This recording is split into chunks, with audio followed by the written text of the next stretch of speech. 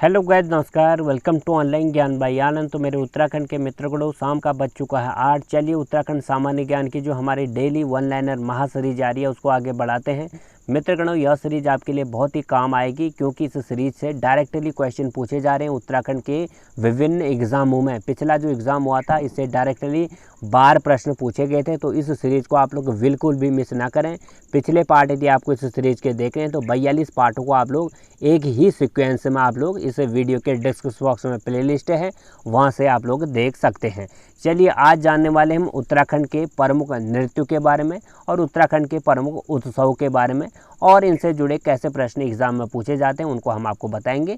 बहुत ही आकर्षक, बहुत ही महत्वपूर्ण यह लेक्चर आपके लिए होने वाला है। तो पूरा लेक्चर देखना साथियों, एक एक प्रश्न आपको यहीं पर समझ आ जाएगा, कहीं पर आपको जाना नहीं पड़ेगा। पहला प्रश्न आज की सीरीज का, रामायण उत्सव का आयोजन कहाँ पर किया जाता है? उत्तराखंड के किस जनपद में इसका आयोजन होता है? और रामायण उत्सव का जो आयोजन है किस जनपद के द्वारा किया जाता है? साथ ही विश्व धरोहर की सूची में रामायण लोक नाट्य को कब सम्मिलित किया गया था? रामायण उत्सव का जो लिपिबद्ध किया था और इसका अंग्रेजी में अनुवाद किसके द्वारा किया गया था? और दिल्ली स्थित इंदिरा गांधी राष्ट्रीय कला केंद्र में रामायण उत्सव को कब जो है प्रस्तुत किया गया था? यूनेस्को ने इस रामायण विश्व धरोहर में कब शामिल किया गया था उसकी फिक्स डेट आपको बतानी है। और रामायण उत्सव में जो नृत्य शैली वो किस तरह की है, इसमें कितने ताल होते हैं, पूरे के पूरे एक ही वीडियो में जानते हैं। रामायण उत्सव का आयोजन जो है उत्तराखंड के चमोली के सल्लूड़ गांव में प्रतिवर्ष अप्रैल माह में आयोजित किया जाता है। साथियों आपको बता दें, जो रामायण उत्सव है हमारा रामायण से ही संबंधित है क्योंकि रामायण के कुछ चुनिंदा प्रसंगों की जो प्रस्तुति के कारण यह संपूर्ण आयोजन जो है रामायण उत्सव के नाम से जाना गया। रामायण उत्सव में मोस्ट इम्पोर्टेंट सवाल यह है कि रामायण उत्सव में जो पात्र यहाँ पे होते हैं जो नृत्य करते हैं यानी रामायण का बखान करते हैं, उनके बीच कोई भी संवाद नहीं होता। तो बिना संवाद के यह कार्यक्रम चलता है साथियों। यह रामायण उत्सव 11 से 13 दिन तक चलता है और इस 11 से 13 दिन तक इस रामायण मेले में कई नृत्य जो हैं पेश किए जाते हैं। उनका ऐतिहासिक तरीके से भी महत्व है, उसको हम आपको जानते हैं। सबसे पहले रामायण उत्सव की जो नृत्य शैली उसको बताते हैं। आपको पता होगा साथियों, रामायण में मुखौटा लगाकर नृत्य किया जाता है, यानी रामायण के जो पात्र होते हैं उनके जो बिना संवाद के यह होता है तो पूरा मुखौटा जो है बंद होता है। तो रामायण उत्सव में इस मुखौटे के कारण ही इनकी नृत्य शैली जो है मुखौटा नृत्य शैली है। और इनमें मुखौटा की बात करें, इसमें पूरे प्रदर्शन में 18 मुखौटे होते हैं, 18 ताल होते हैं, 1 दर्जन ढोल दमाव होते हैं, 8 भंगोरे होते हैं और कुछ झांझर भी होते हैं। मंजूरों के अलावा भाव की उत्पत्ति भी इसमें होती है। साथियों आपको इसमें मोस्ट इम्पोर्टेंट सवाल यह हो सकता है कि इसमें कितने ताल हैं? तो उत्तराखंड के रामायण लोक नाट्य में 18 तालों का प्रयोग किया जाता है।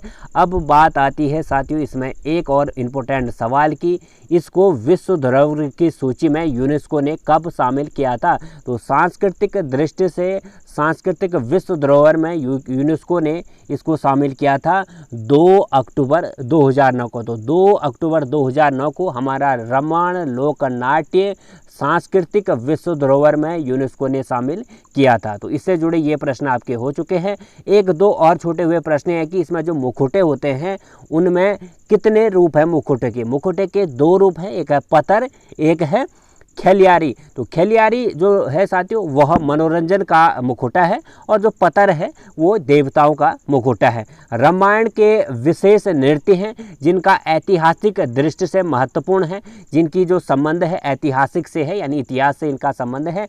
वणिया जो नृत्य इसमें पेश किया जाता है रामायण उत्सव में, वह बनियाल यह नृत्य तिब्बत व्यापारियों पर हुए अत्याचारों से संबंधित है। तो वणिया जो नृत्य पेश किया जाता है रामायण के अवसर पर, यह तिब्बत व्यापारियों पर हुए अत्याचारों से संबंधित है।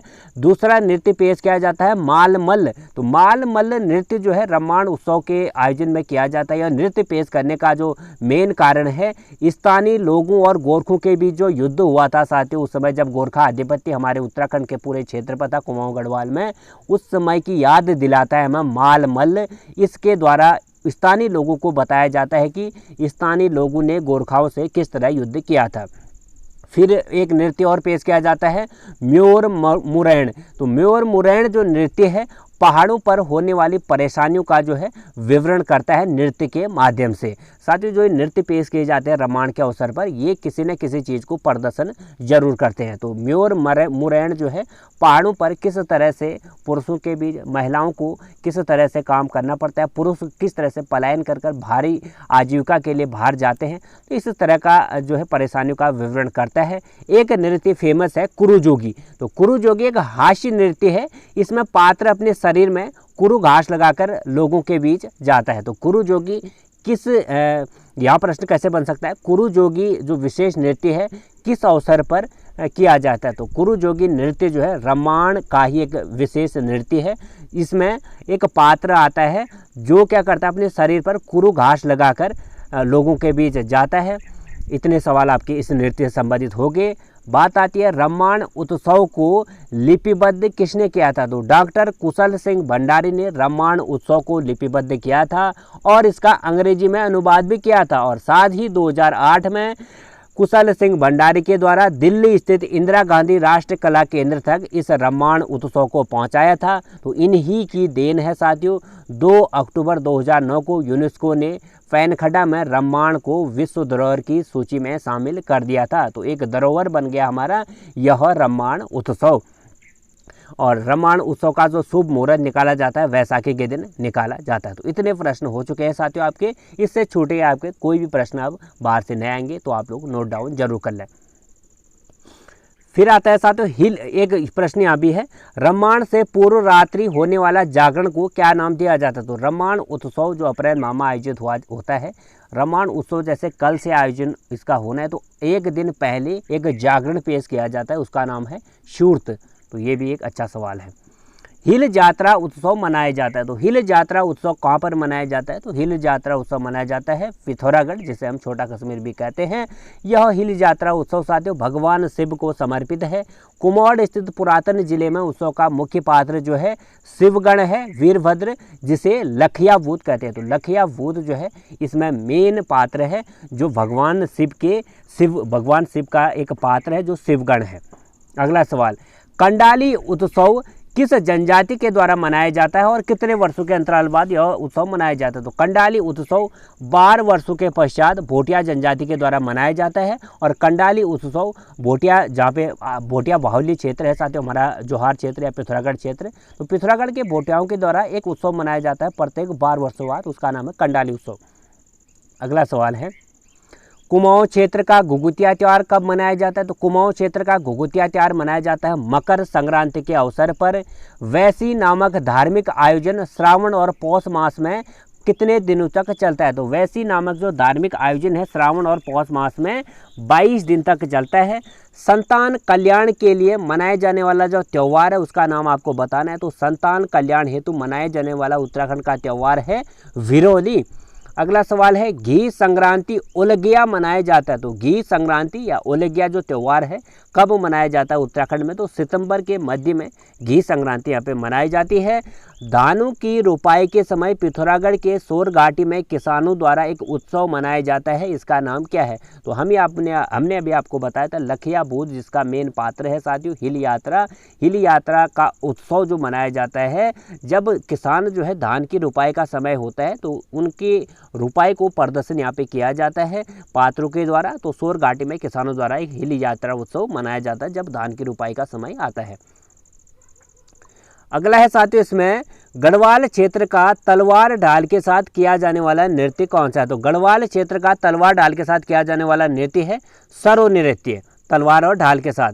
अगला सवाल, चांदनी रात में किया जाने वाला जो श्रृंगार नृत्य है वो कौन सा है। तो चांदनी रात में किया जाने वाला श्रृंगार नृत्य है चांचरी नृत्य। वैलो नृत्य गढ़वाल में कब किया जाता है। तो वैलो नृत्य गढ़वाल में किया जाता है दीपावली के अवसर पर। कुमाऊं क्षेत्र का प्रसिद्ध युद्ध नृत्य कौन सा है। तो कुमाऊं क्षेत्र का प्रसिद्ध युद्ध नृत्य है छोलिया नृत्य, जो विवाह के अवसर पर यहाँ पे छोलियाओं के द्वारा होता है साथियों ढाल तलवार लेके। सरो नृत्य जैसा भोटिया लोगों में किया जाने वाला नृत्य है। तो सरो नृत्य भोटिया लोग करते हैं। उसी के समान एक नृत्य है साथियों, वह है पौड़ा नृत्य। कुमाऊं में मेले के अवसर पर किया जाने वाला नृत्य, तो कुमाऊं में मेले के अवसर पर किया जाने वाला जो नृत्य है वो है वगनौल नृत्य। नागराजा या नरसिंह व पांडव नृत्य किस पर आधारित है। तो नागराजा पांडव नृत्य किस पर आधारित है? जो सिंधिया पौराणिक पुरुष होते हैं उनको प्रदर्शित करता है यह हमारा नृत्य। छोटे छोटे बालक बालिकाओं द्वारा कुमाऊं में कौन सा नृत्य पेश किया जाता है? तो छोटे छोटे बालक बालिकाओं को कुमाऊं में घुघुती नृत्य जो है किया जाता है, छोटी छोटी बालक बालिकाओं के द्वारा। चाचरे नृत्य को कुमाऊं में कहते हैं, तो चाचरे नृत्य को कुमाऊं में कहा जाता है जोड़ा नृत्य। गढ़वाल में मायके की याद में स्त्रियों द्वारा जो नृत्य किया जाता है उसका नाम आपको बताना है। तो गढ़वाल में जब विवाहित जो स्त्री होती है, विवाहित महिला होती है साथियों, अपने ससुराल में होती है, अपने मायके की याद में वो एक नृत्य करती है जिसका नाम है झुमेलो, यानी झूमती है वो। कुमाऊं क्षेत्र में गीत गायन प्रतियोगिता के रूप में दिन रात किया जाने वाला नृत्य है। तो गीत गायन प्रतियोगिता जब होती है साथियों, उस अवसर पर एक नृत्य पेश किया जाता है जिसमें कंपटीशन होता है साथियों, वो है वैर नृत्य। चफुला एक श्रृंगार प्रधान नृत्य है जिसमें स्त्रियों को चफुलो और पुरुषों को चफुला कहा जाता है। यह नृत्य कहाँ का है? तो गढ़वाल क्षेत्र का नृत्य है चफुला, एक श्रृंगार नृत्य है। वैर गीत कुमाऊं का किस प्रकार का गीत है? तो वैर गीत कुमाऊं का तार्किक प्रश्नोत्तर नृत्य गीत है साथियों। वैर नृत्य, वैर गीत, इसमें नृत्य गीत और जो नाच का कंपटीशन होता है, आप लोग जानते होंगे। कुमाऊं क्षेत्र में खरीफ की फसल के समय खेतों में जो किया जाने वाला नृत्य है उसको आपको बताना है। कुमाऊं क्षेत्र में खरीफ की जब फसल का समय होता है तो उस समय तो स्थानीय किसान होते हैं, उनके द्वारा एक नृत्य किया जाता है, उस नृत्य का नाम है हुड़की बॉल नृत्य। देवी देवताओं या पौराणिक व्यक्तियों के सम्मान याद में किया जाने वाला जो गीत है या किया जाने वाला जो नृत्य है उसे हम कहते हैं जागर गीत। तो देवी देवताओं को समर्पित है और उनकी याद में गाया जाने वाला गीत है जागर गीत।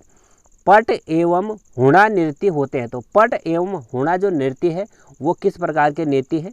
उपदेशात्मक। अगला आता है वृद्ध चरवाहों द्वारा युवा चरवाहों के सीख देने के लिए गाया जाने वाला नृत्य आपको बताना है। तो वृद्ध चरवाहों द्वारा युवा चरवाहों को सीख देने के लिए गाया जाने वाला गीत है चूरा गीत। साथियों, जो वृद्ध चरवाहे होते हैं अपने युवा चरवाहों को सीख देते हैं कि कैसे क्या करना चाहिए, कैसे जीवन में अपना गुजर बसर करना चाहिए, कैसे जीवन में रहना चाहिए। सीख देने के लिए जो गीत गाया जाता है वृद्ध चरवाहों के द्वारा वो होता है चूरा गीत। अत्यधिक वर्षा तथा मिलन की आस में गाया जाने वाला जो गीत है वो आपको बताना है। तो अत्यधिक वर्षा, जब बहुत ही वर्षा हो जाती है और मिलने का नहीं होता क्योंकि वर्षा हो जाती है, एक से दूसरा आदमी नहीं मिल पाता है, तो मिलन की आस में गाया जाने वाला नृत्य है चौमासा। बाजूमंद गीत जो कि पेड़ों के नीचे गाया जाता है उसको आपको बताना है। तो बाजूमंद गीत जो पेड़ों के नीचे गाया जाता है साथियों उसका गीत का नाम है प्रणय गीत।